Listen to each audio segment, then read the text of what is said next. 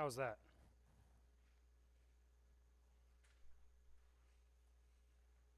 Try to get this going here.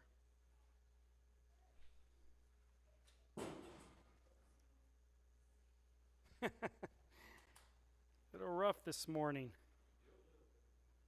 All right. I was told to make the announcements. I'm not used to this. What do we have to announce? I'm terrible at this. Yes, we have the new Sunday school schedule. So if you are wanting to help teach Sunday school, you need to sign up for the new schedule. It's on Slack, right? Is where you guys put it. It's on Slack. So if you want to participate in that. Also, if any of you are interested in helping teach the middle age group, not the little kids, but the middle age group that Marco teaches, you can talk to Marco so that you guys can take turns doing that. And if you're interested in starting getting into teaching the children, you could do that too, as opposed to teaching the small children. I don't know which you might prefer, but any of you that are interested in that can talk to Marco and kind of set up and figure out how you guys want to do that. All right?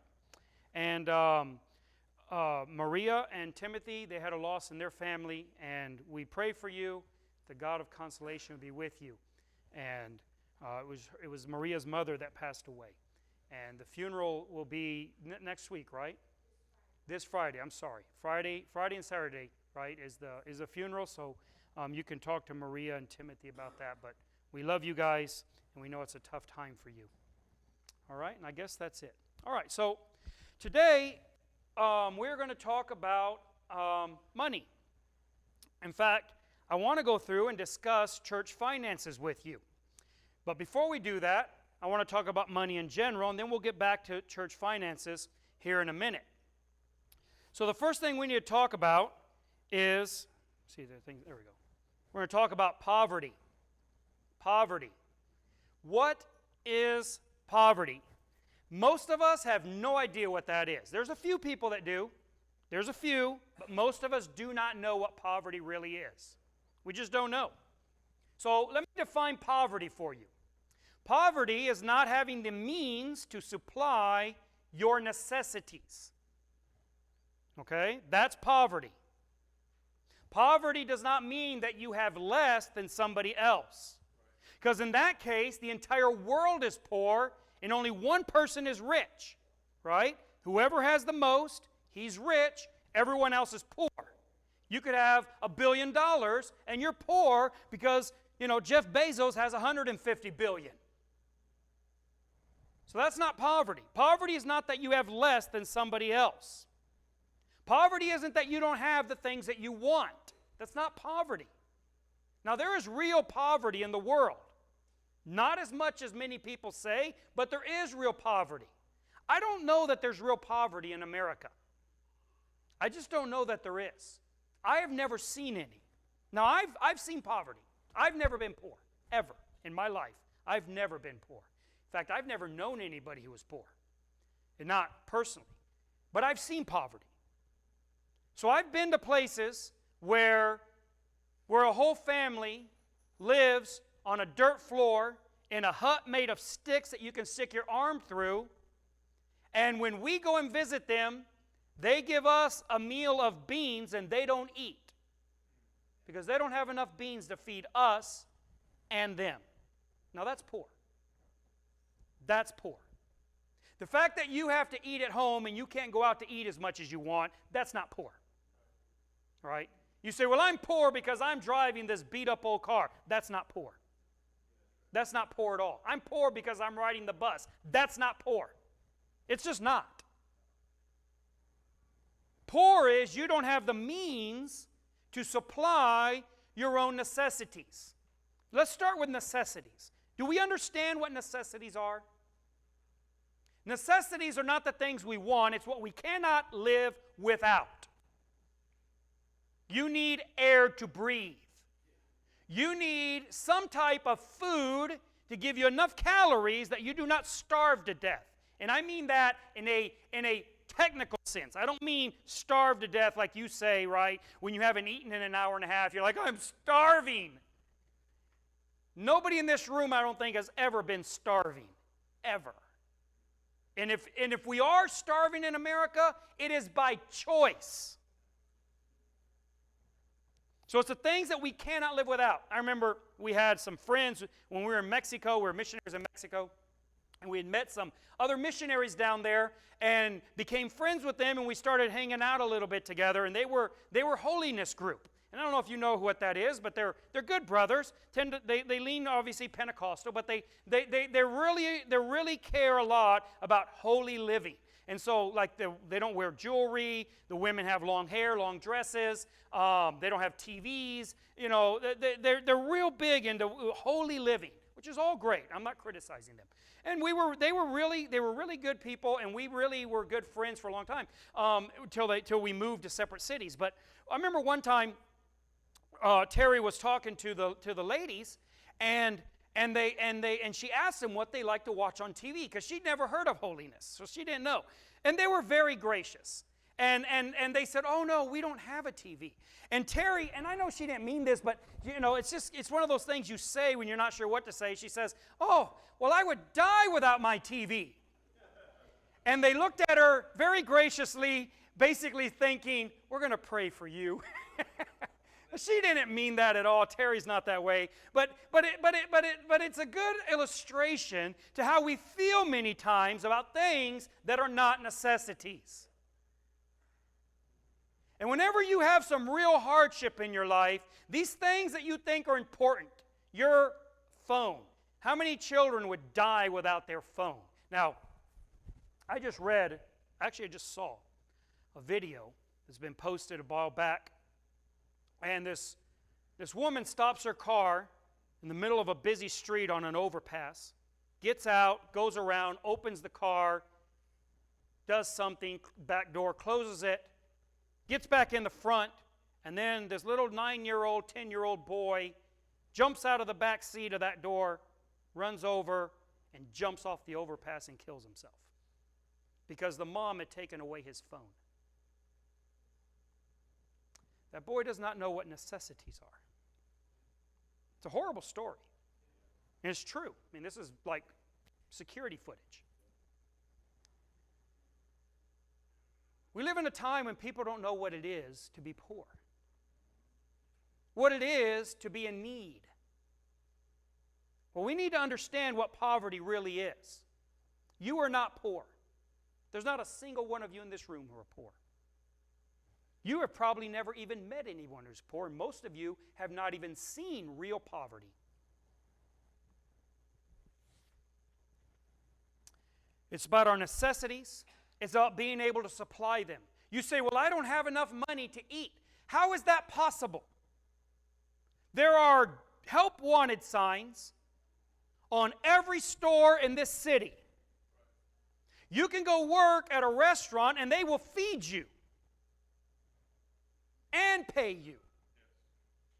There is absolutely no reason for 99% of the people in this city to be poor. So if you're poor in this city, you're poor by choice. Now I know there are a few exceptions of people who are mentally and physically incapable of working. But I recently saw this man in this, I think he's in India, and he has no arms. He is a seamstress. Women come to his shop, he measures them with his feet, he cuts the cloth with his feet, he runs the sewing machine with his feet. He's got his whole shop set up where he lays on his back and he does everything with his feet and he provides for himself. There's no reason for you to be poor. If you're poor by choice. If I had $10,000 and I gambled it all away every week, and I would say I'm poor, you would say that's not true. You are not poor. You make bad choices.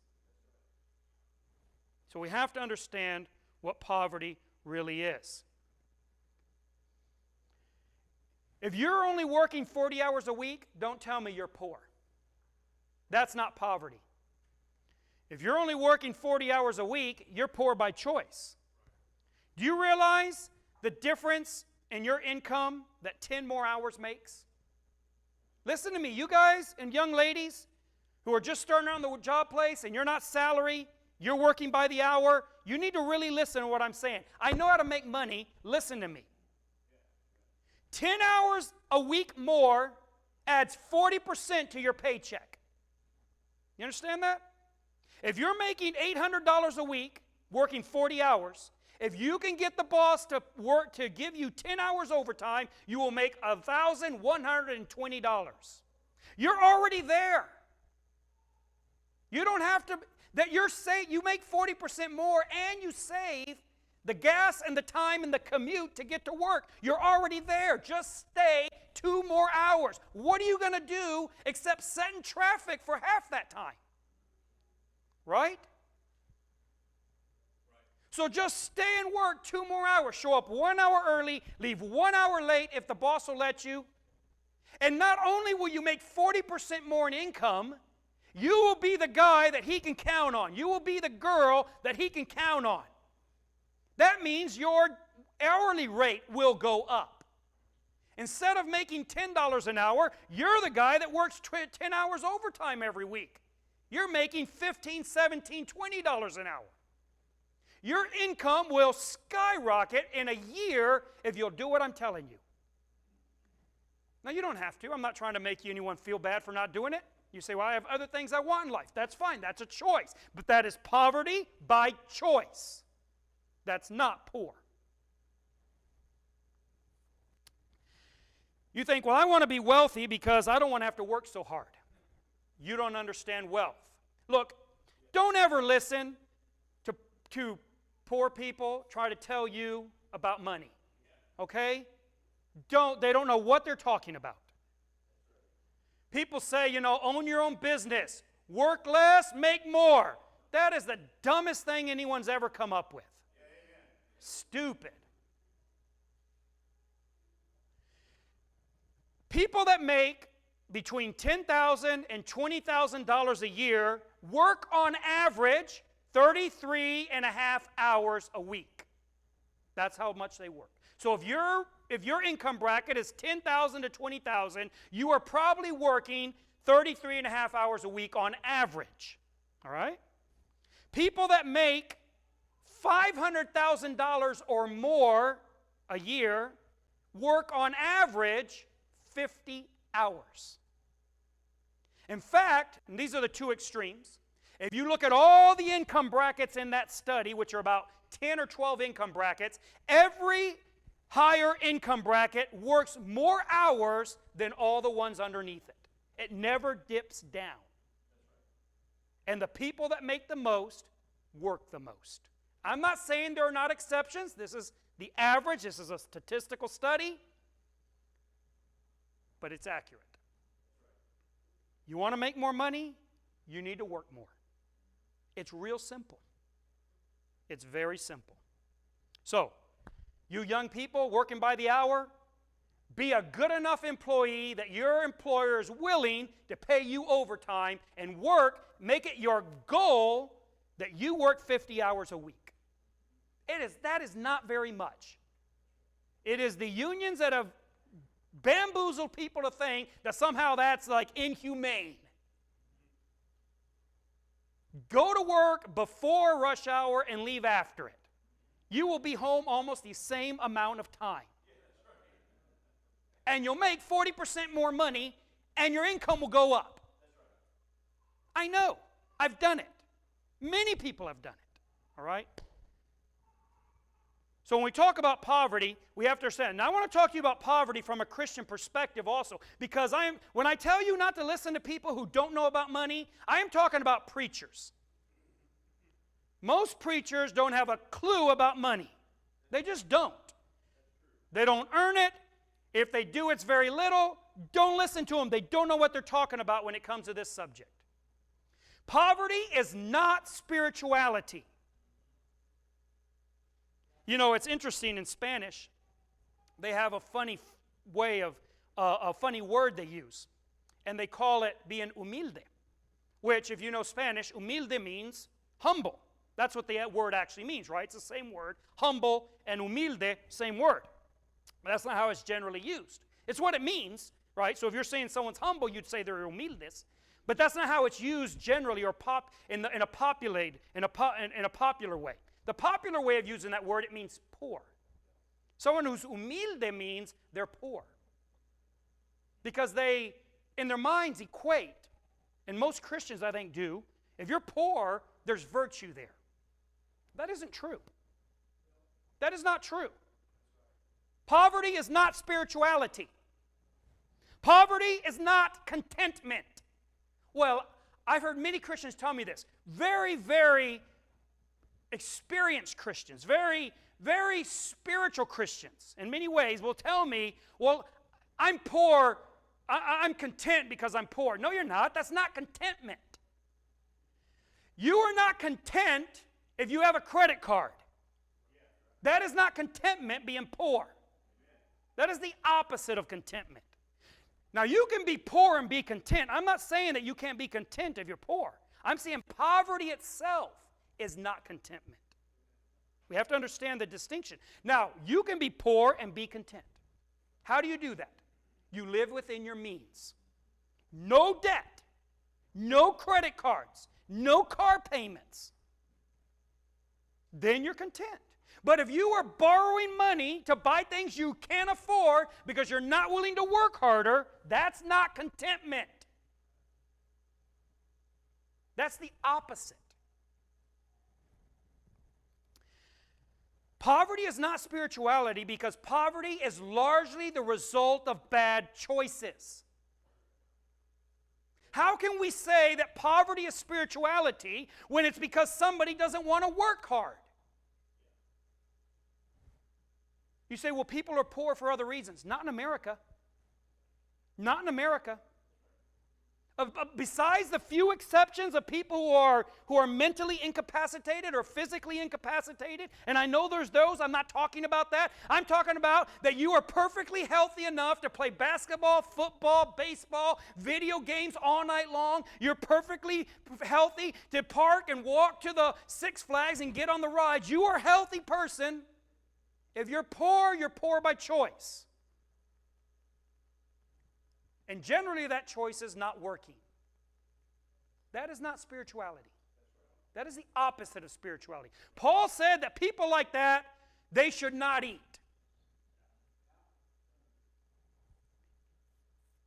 People are poor because of addictions, because of laziness, covetousness, wanting things they can't afford, trying to buy them through credit. That will make you poor. Irresponsibility. Not being ambitious. These are things that will make you poor. And that is not spiritual. You do not have to be poor to be a spiritual person. In fact, let's talk about that. Let's talk about prosperity. Just like poverty is not spirituality, prosperity is not greed. I'm not telling you that greedy people don't prosper. I'm telling you there's a lot of greedy people who are poor. Do you look out at your neighbor and are inside, you never would say it, but inside you are angry because he has things you don't have? Then you are a poor person who is greedy. Do you go to the store and buy things you can't afford? How do you know that you're doing that? Because you're using a credit card. Do you do that? Then you are poor and greedy. Prosperity is not greed. Now, rich people can be greedy. Many are greedy. But it's not because they're rich. They were greedy before they were rich. They're greedy after they're rich. It's not connected. Just like poverty isn't connected to spirituality. Loving money never made anybody rich. And it never cured anybody from poverty either. Now, there is a danger in wealth. The Bible warns us of this. Jesus says that it's very hard for a rich man to enter into heaven. So there is a danger in riches. There's also a danger in poverty. Proverbs warns us of that. He says, "Remove me far from vanity and lies. Give me neither poverty nor riches. Feed me with food convenient for me." In other words, give me what I need, lest I be full and deny thee and say, "Who is the Lord?" Or lest I be poor and steal and take the name of my God in vain. There is a danger in riches, in prosperity. But there's also a danger in poverty as well. Too many religious orders have the idea that the solution to the dangers of riches is to run to poverty. That is not a solution. The problem is not what's in your wallet. It's what's in your heart. Do you know that almost every single godly man and woman in the Bible were prosperous? Almost every one. And the ones that weren't were by choice. Like Paul and Barnabas, they made the choice to be poor, to dedicate themselves entirely to the ministry. Even though they were obviously capable of earning great deals of money, Paul supported himself in his ministry. He was a full-time pastor, and at the same time he worked full-time building in construction, we would call today. He made tents, but we would call it in construction. So he's a construction worker who supported a full-time ministry. Maybe that's why I like him. Anyways, so he not only supported himself, he supported the entire company of people that traveled with him. And when you read his epistles, we're not talking about 2 or 3 people. We're talking about a couple dozen people. And he supported them also. He was a money-making machine. There's no doubt about this. And incredibly spiritual besides. Abraham was very prosperous. Job was prosperous. Isaac was prosperous. Solomon was prosperous. David was prosperous. And we can go through the whole list. It's almost every single one. Now, there's some poor people in the Bible also. The Bible is not discriminating against poor people. But Christianity should stop discriminating against prosperous people.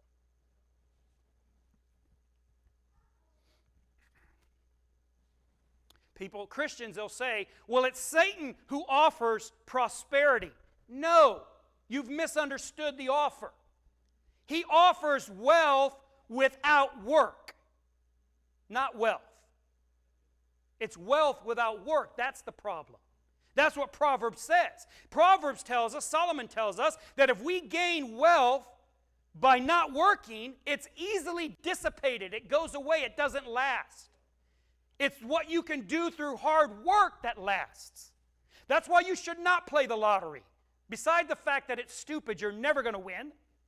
You are more likely to be struck by lightning in your car 3 times in a row the same day than you are to win the lottery. But even if it weren't that way, and you could for sure win, it will not make your life better. You need what you can earn through work.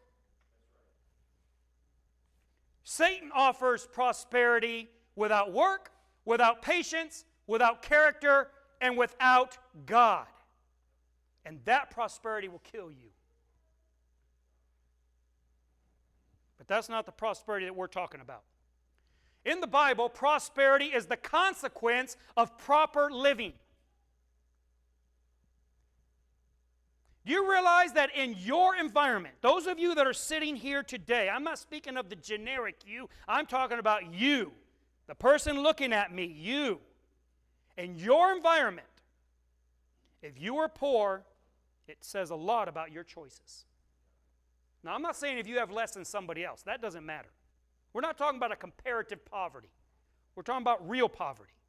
If you're poor, if you're struggling to make it, you're struggling to pay the rent, you're struggling, this should tell you a lot about you.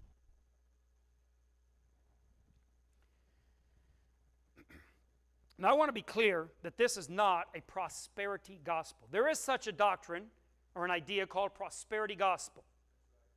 And prosperity gospel is the teaching that wealth is the primary objective of the gospel. That Jesus, the reason he came was to make you rich. That is not true. That is not true. Christ came to save us from our sins. And he came to make us the people we were predestined to be. That's why he came. And that has nothing to do with money. But having money, or having wealth, or being prosperous, more properly called, being prosperous has everything to do with making good choices. Everything. Wealth also is not evidence of worldliness.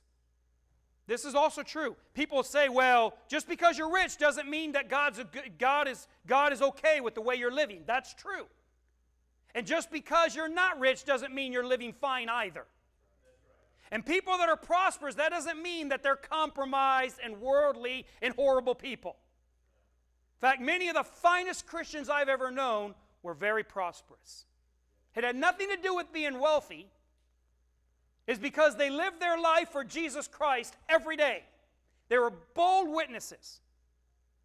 I remember some people came down, a youth group came down from Houston, I think it was, and the youth leader there, he was a man who owned his own business. He was a multimillionaire. He was one of the most ardent, bold witnesses for the gospel I've ever met in my life. It wasn't because he was wealthy.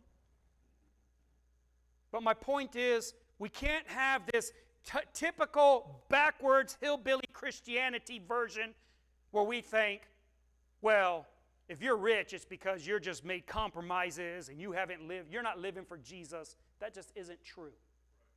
In fact, the opposite is much more likely. It's much more likely if you're living in America that you're poor because of bad choices. People are giving money away everywhere you look. I don't mean giving it away in the lottery. I mean there are signs everywhere saying, come here, work for 10 hours, and we'll make you rich. And Christians are saying, no, that's okay. I'm not interested. That sounds like a lot of work. I like my part-time job.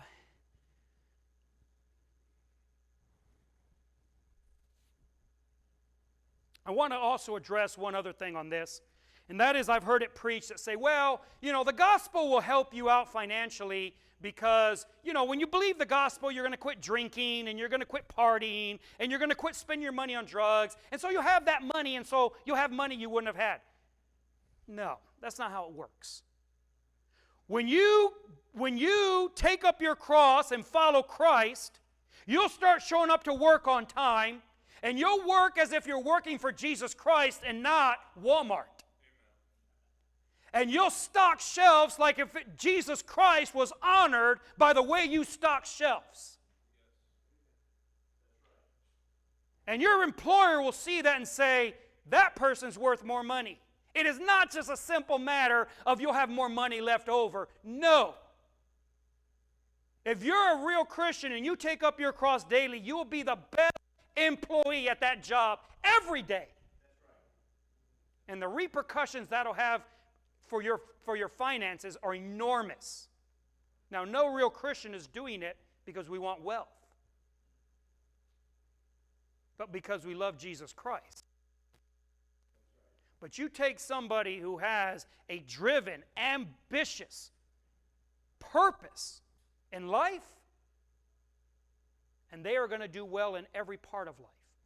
God comes to Solomon and says, I will give you riches, I will give you military victory, or I'll give you wisdom. And Solomon says, I'll take wisdom. And God says, you chose the right thing. Because with wisdom comes military victory, wealth, prosperity, everything else comes with wisdom.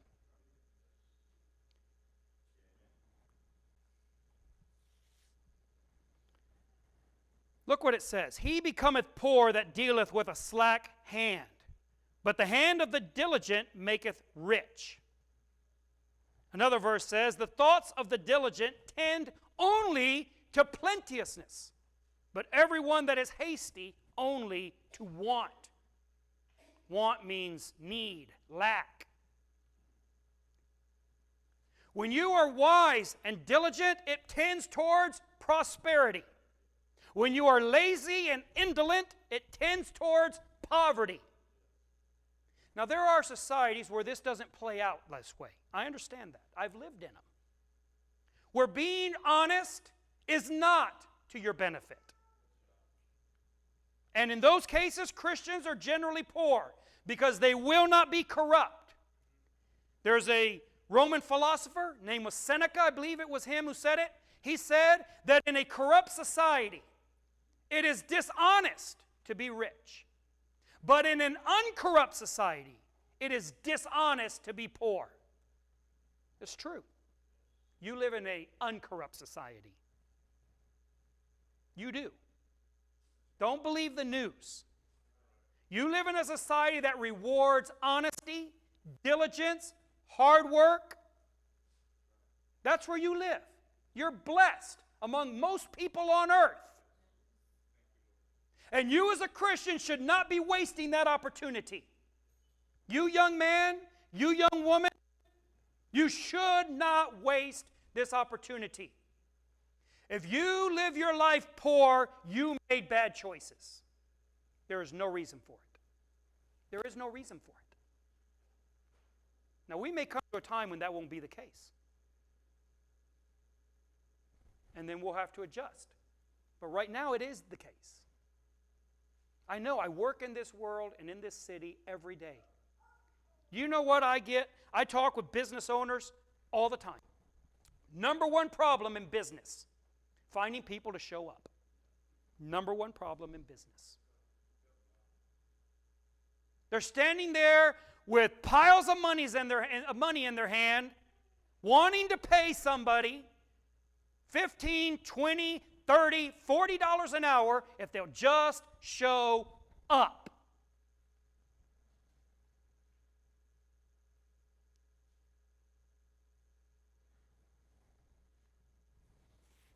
Now, I want you to understand that wealth is not the goal of the prosperous. The reason why you shouldn't listen to most preachers who talk to you about money is because they don't know what money is. They don't understand it at all. They don't know what they're talking about. It's one reason why I think all preachers should be forced to actually work for a while in their life and run a business for a while, so maybe then they would know something about what they're talking about. But let me explain something about the prosperous. The goal of the prosperous is not to make money. It just isn't. That's the goal of the poor. That's why you struggle. You think of your job, well, that's just where I make money. I got to get there. Why don't they give me more money? I need to be making more money. Why am I not making more money? Why does he make more money than I make? And because you think that way, you're poor. Let me tell you how a prosperous person works and thinks. Prosperous person, regardless of how much money they actually have in their wallet, they have a mindset of prosperity. They don't go to work to make money. They go to work to be productive, to make something, to be something, to accomplish something. They don't get to the end of the week and look at their paycheck and be proud. They get to the end of the week and they look at what they accomplished and they're proud. And their paycheck reflects that mentality. People that are looking only at their paycheck get to the end of the week and they're not proud of their paycheck or of what they've accomplished. Because all they were thinking about is what they could make. It's like love. It's much like love. Love is not sexual pleasure. And if you think love is sexual pleasure, you're never going to know what love is. Even though the consummation of love is sexual pleasure.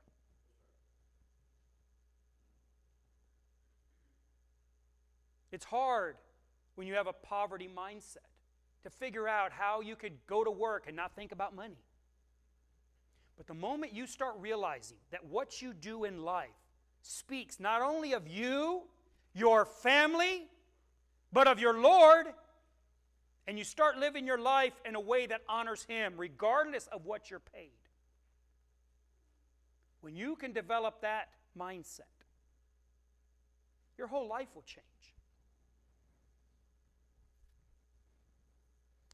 Now, I want to tell you that prosperity is the unavoidable result of good stewardship.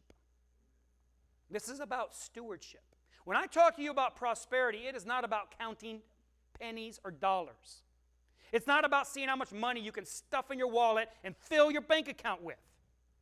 That's really not the discussion we need to have. The discussion we need to have is the discussion of stewardship. It's how you are handling the things that you've been entrusted with. You have to quit thinking of yourself as a nobody. You have to quit thinking of yourself as somebody who doesn't matter. You matter. God made you an independent moral agent. Every single one of you.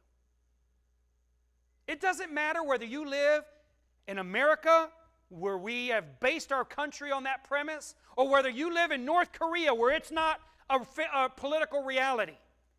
You are still an independent moral agent, and nobody can tell you what to think. You get to think whatever you want. They can put you in chains, they can lock you in a dungeon, they can beat you every day, but your mind is still free. So if you're poor in your mind, that's your choice. That is because you're not seeing yourself as being a direct agent of God. You want someone to tell you how you should be living your life, how you should be spending your money, how you should be making your decisions. That is not what you should be looking for. You should start taking ownership of yourself. You need to take ownership of your own decisions. You need to take ownership of your own choices. You need to say, this is my life, and this is my time, and this is my strength, and my effort, and my future. And I have to use all these things in a way that pleases God. And if you'll do that, you'll become a good steward. And good stewardship leads to prosperity. Do you know why you're poor in America? Because you waste what you have. That's why. One of these days, sit down and figure out how much money you've had in your life. Total. How much money, from birthday money, from chore money, allowance money, paycheck money, money you found in the street. You'll be shocked at how much money you've had in your life.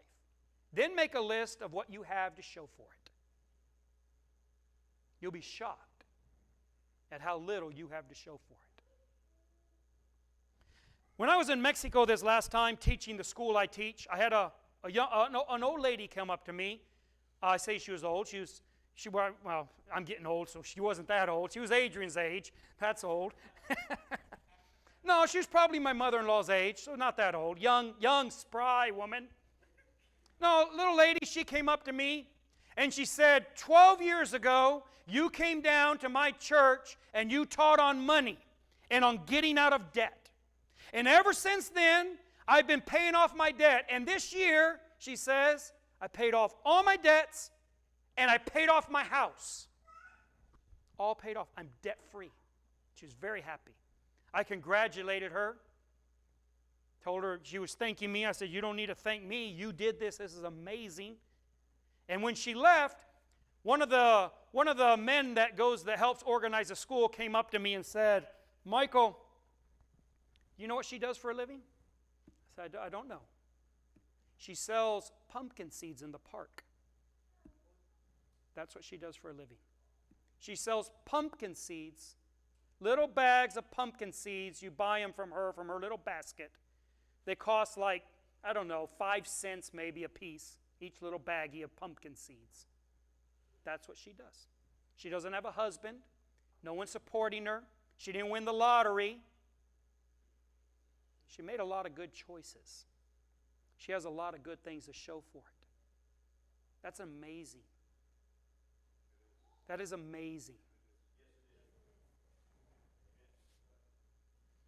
I want to tell you a simple biblical fact, and I want you to burn this into your brain. God wants you to be prosperous. Now that may sound like prosperity gospel, but it isn't. It's true. What are we saying? God doesn't want you to be prosperous? I'm not saying God wants you to have a pile of money. And this is where you're misunderstanding perhaps. Prosperity is so much more than wealth. I'm not saying God wants you to have more than your neighbor. That is not what I'm saying. I'm saying that God does not want you to make bad choices in life. God does not want you to squander your money. God does not want you to live in debt. God does not want you to live under the constant fatigue of owing. God doesn't want you to live on credit cards. He wants you to be prosperous. How do I know that? Well, He told Adam and Eve, be fruitful and multiply. He didn't say live in debt and stress. That's not what He said. He didn't say be poor and barely make it. He never says that. Not once, not even in the New Testament. What does Paul say in the New Testament? He says, in business, not slothful. That's what Paul said in the New Testament. That's a commandment to Christians, to be the very best workers at the job place. Peter said, if we suffer as Christians, that's good. So if it's because you're a Christian and you stand for Christ and you stand for morality and you're going to suffer for that, and there are places in this world where you will suffer for that. I don't mean that someone's going to snicker at you on Facebook or put a meme about you. That's not suffering. I mean real suffering, where they're going to bury you up to your neck in sand and throw stones at you until you die. Now that's suffering.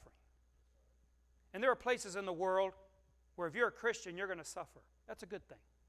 It's good to suffer if you're a Christian, if it's because you're a Christian.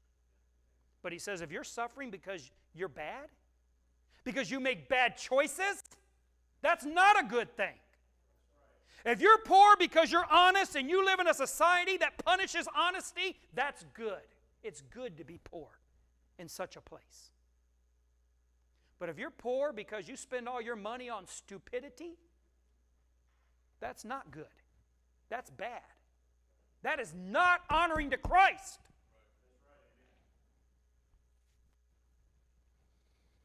What are you spending your money on? That's what you have to ask yourself. Good stewardship and prosperity, they're inseparable. They're inseparable. You cannot be prosperous if you're not a good steward. And you cannot be a good steward and not end up prosperous. It's just not capable, it's not possible to separate these. So if we look at our life and we see it to be poor, we see it to not be prosperous, then we should look at our stewardship and say, where am I failing as a steward? You cannot look at the Joneses. For those that are millennials, you can't look at your neighbors, at your batos. You can't look at the person next to you and say, why can't I be like them? Why, my life's bad because I don't have what they have. That's not what we're saying. We should look at our own life and say, I am not living up to the standards of my own conscience.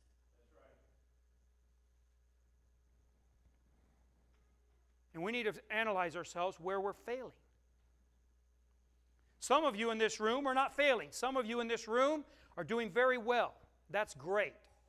I wish every one of you were prosperous.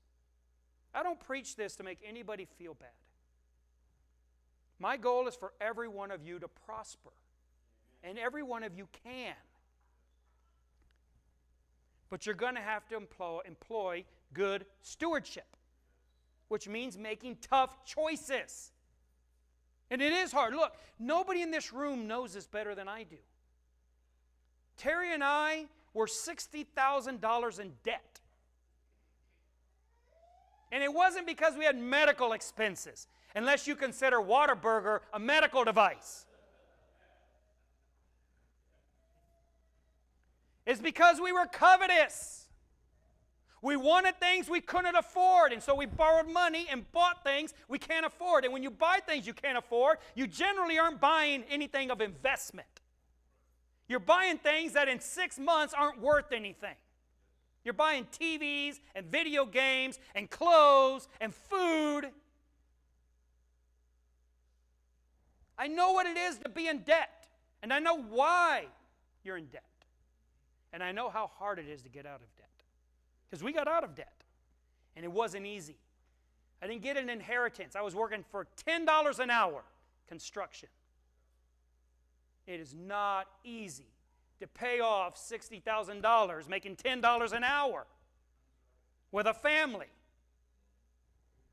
I understand. It's brutal.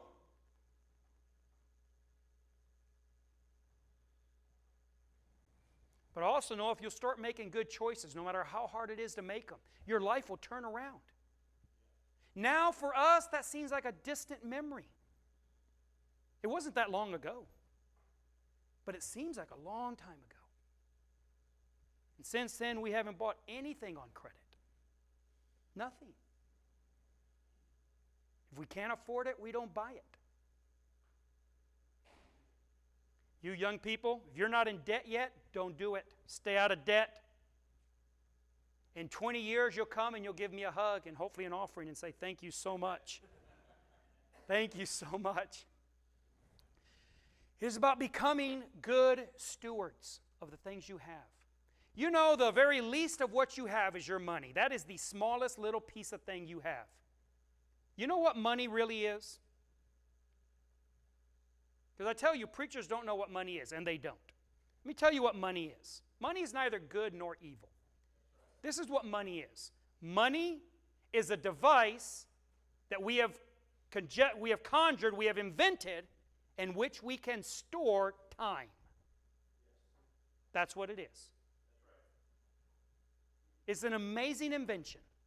You can take time. Time passes by like the sands falling through an hourglass. Tick, tick, tick, tick. The second hand is going tick, tick, tick, tick. That is the time of your life. It is going, going, going, going, and one day it'll be gone. But we've invented a way to store it, to pile it up, and use it later all in one lump sum. And that invention is money. You go and you give your boss 10 hours, and he gives you money. Have time left over. Think about how much time it would take for you to do that. To plant a garden, hoe the garden, pick the fruit, pick the vegetables, have a cow, feed the cow, grow the cow, kill the cow, make the hamburger meat. It would take a lot longer than 10 hours to get a hamburger. You go to work and you work for 20 minutes and you've bought a hamburger. It's an amazing invention. And when you're done buying everything you needed, you have money left over. You have 4 hours of your week left over. You can put that in the bank, and the bank will store your time. And if every week you'll put aside that time, when you get to be 60, you look at the bank and you have millions of hours of time. You have more time in the bank than you've lived. So that when you're 65, you can say, we're going to take all our time that we stored up, and we have lifetimes of time. And we're going to go travel. And we're going to go see the world. And then we're going to leave time to our kids so they can start off with time left over in their life. It's an amazing thing. So when you're squandering this, you are squandering the years of your life. And you're squandering your children's years and your grandchildren's years. That's how you need to look at this.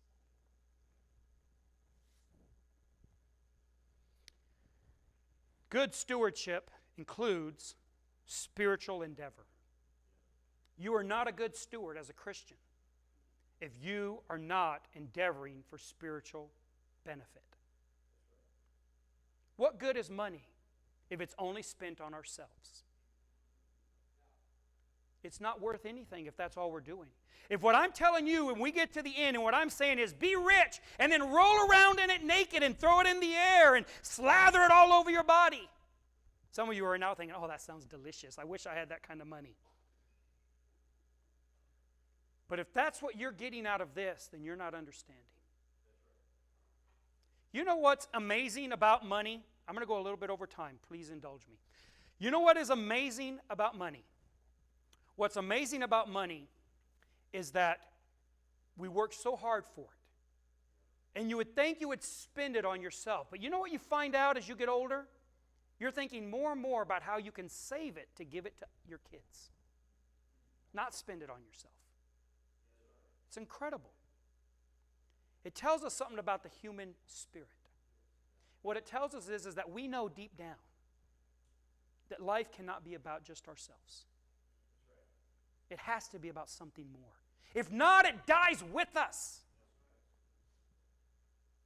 Well, as Christians, I think we understand the answer to that. And the answer to this is the church. That's why we have a church. If you come to church because of you, for your sake, then you probably need it, and that's good that you're here. But when you begin to understand the doctrine of Christ and begin to live it, then you realize that I don't come to church for me. I come to church for you. How can I help you? What can I offer you? Certain responsibilities. And some of those responsibilities are financial. I wish the guy that rented us this building would just give it to us for free. But life doesn't work that way. This building costs $3,000 a month to keep, plus utilities. So this church requires about $4,000 a month to keep it going. Now, for the most part, the elders pay all of that. That means me, Mike, and Trini. And I'm happy to do it. Amen. The question is, are you happy that I'm doing it? This isn't about whether I want money or don't want money. This is about whether you have any spiritual ambition. Go on vacation, spend money on yourself, buy things you like. That's why you have it. It shouldn't just be about saving. You should save money. Put money in the bank, save it for a rainy day. You should do that. It shouldn't just be about investing. You should invest money. Buy stocks, buy music. But it can't just be about those things. If not, we're just worldly. It has to be about more. And that's what the church is here for. I'm not just saying this church. This is any church. And you, if you're going to be a good steward of what you have, you need to be a part of a local church. And that means you need to contribute to the cost of the church, to the outreach of the church, to the upkeep of it. And that's just a small part. You need to be inviting people to come. Do you realize that is the number one reason why people come to church? Because somebody they know invites them. Invite somebody you know to come. You say, well, I don't know what to say. Just say, come to church, and when it's over, I'll take you out to eat. Everybody will come for that. People are still hoping I take them out to eat.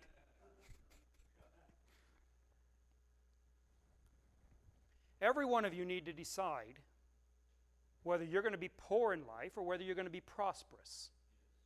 Prosperous doesn't mean you just have money. That's not prosperity.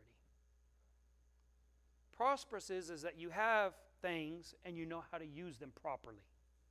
That's prosperity. And my prayer for each of you is that you will prosper even as your soul prospers. That's what John said. Are you prospering? Maybe your soul's not prospering. Sorry I went a little over time. If any of you have any questions regarding this issue, want to discuss it further with me, I'll be glad to talk to you after the meeting. Have a very good day.